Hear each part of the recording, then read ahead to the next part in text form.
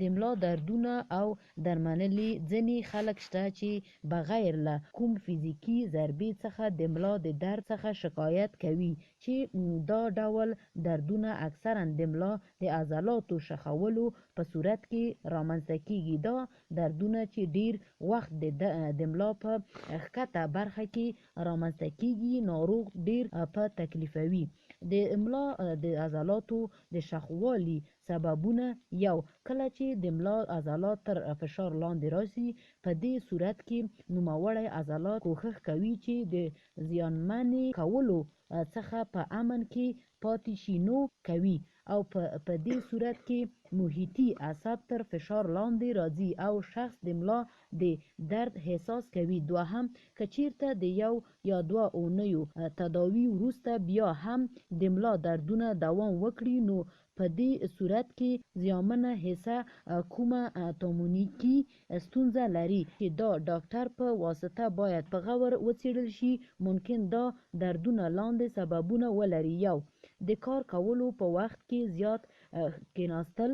دوهم، د کار کولو په وخت کې ښکته کار ته کتل کولو ته هم مهال دریدن. په داسې حالتونو کې د ملا دردونه اصلي منبع د ملا د تیر تمونیک ستونزه ده چې عضلات هم په خپل وار سره شخوالی پیدا کوي او په ګډه سره شخص د ملا څخه دردوي. د ملا د درد په وړاندې اولیه مرسته: یو، په لومړي قدم کې باید شخص هڅه وکړي چې د درد د کمولو په خاطر درملنې حصه د یخنۍ په واسطه درد او التهاب کم کړي.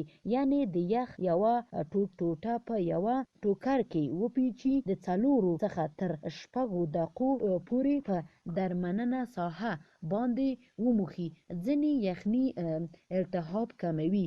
یخني باید تر دې زیات وخت پورې په جلد باندې پاتې نه سي، ځینې جلد ته ضرر رسوي. دوهمه شمېره: ناروغ باید د دروند وزن پورته کولو څخه ډډه وکړي. دریمه شمېره: ناروغ باید د مناسب وخت لپاره استراحت وکړي او پر سفنجي توشکه له ویده کېدو څخه ډډه وکړي او پر داسې سطحه ویده سي چې مناسب نرمه وي او سفنجي خاصیت ونه لري. څلورمه شمېره: ناروغ چې څومره کولی سي باید قدم ووهي ترڅو د ملا د عضلاتو د وینې جریان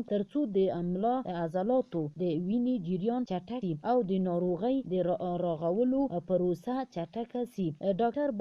پنځمه شمېره: ډاکټر باید ناروغ ته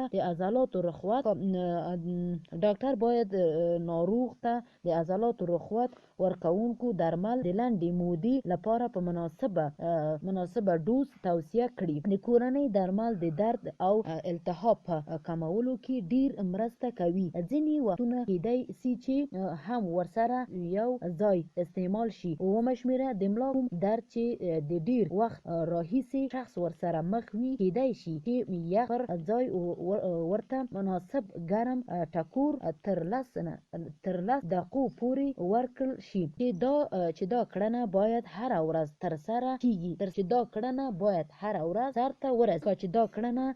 ورځ سرته ورسیږي. اتمه شمېره: ډاکټر باید ناروغ ته لازم فزیکي تمرینونه وښيي ترڅو د ناروغۍ په درملنه کې مرسته وکړي.